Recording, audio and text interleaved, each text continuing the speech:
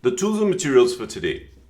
So today's tools and materials, I'm going to use a London Graphics Center layout pad. Obviously you could use something else, a marker pad from Canson or the BN Fang pad.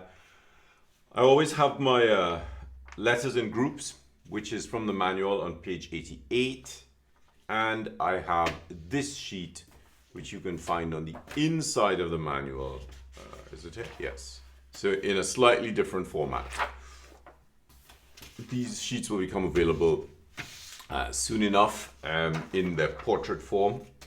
I'm going to use the Copper Noir ink from Monteverde. And I also have, where is it? Oh, it's just magically disappeared. I also have some Pelikan 4001 in brown. Well, I have the black here, the Schwartz. So I might use that. A Pentel 0.3 millimeter pencil, and of course a Derwent 5B pencil. And of course I have my glasses and some various bits of things like water and that kind of thing, just to keep the nib clean. So get your tools and, like I said, my tools and materials live in here.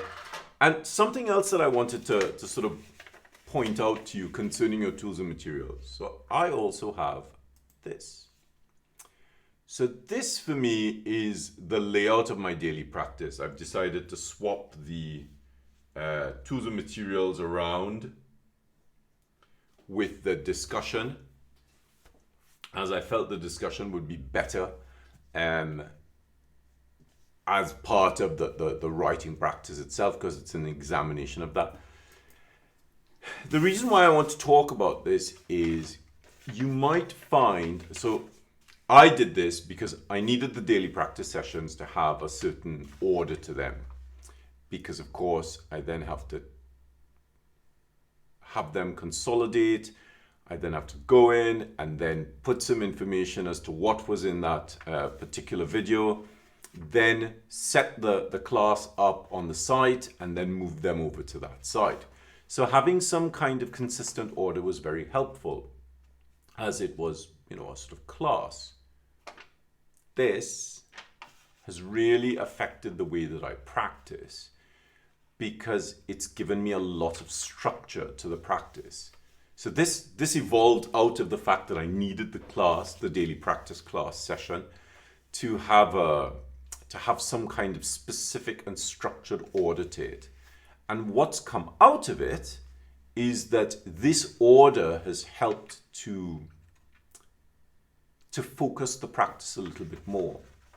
So I'd like you to think about your practice. I really would like you to think about this. Think about how you approach it. Think about how you can build a practice, a brief practice like I'm practicing, and building it into something that you have. Now, at the beginning of every daily practice setup, I get my little box and I get this piece of paper and I rest it on the desk in front of me, so I know what order I'm practicing in. Now, for those of you who have joined this practice and who continue to join it, thank you very much for joining it. I've also said to you that this is my practice. This is not about me trying to tell you how to practice. This is about you setting aside the time to sit with me and see how I practice. And I know a lot of you have said that it's really affected the way that you are approaching your practice. And this is about your practice. So for the recording, obviously it's about me practicing the way I practice, the way I focus on my practice and my learning and how I help myself improve. But I cannot overestimate how important this is. And I would like you to try and set something like this up in your practice. Get a little box, set this up in front of you. You might even decide to write some times next to this. So I know that the daily practice session is an hour. And that is I have to make an introduction, I have to do the welcome, then I have to talk about the tools and materials, and then I have to go over the previous practice, so it sets up the next set of practice. And then I have the writing and discussion. And so that's roughly about 20 minutes. And then I talk about the next practice session, and then I thank you. And then we go over to the interactive member discussion.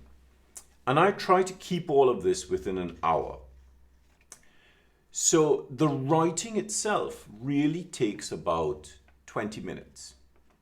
About 15 to 20 minutes. And then there is the discussion about the writing. Now, the practice sessions that I have where you don't see, those practice sessions are sessions where I do the work and I discuss it with myself. So I'll sit there and I'll go, right, so what have I done today? Let's look at the work. And I basically do what you see me do on this. It's a loud discussion. I make notes, I point things out. And I found that really helpful in propelling my accuracy because I'm not doing it in my head. Because when you do it in your head, you also have your own inner voice to cope with. And then you also have things like, oh, don't forget to answer that email, or make sure you get the chicken out of the freezer, otherwise you're not going to have dinner. Things that really affect you in your brain, you're not bouncing around your mind. So speaking the practice out loudly has really helped me to move forward faster and more accurately with the practice. So I'd love to hear what you think about this little sheet that will help you along in your daily practice.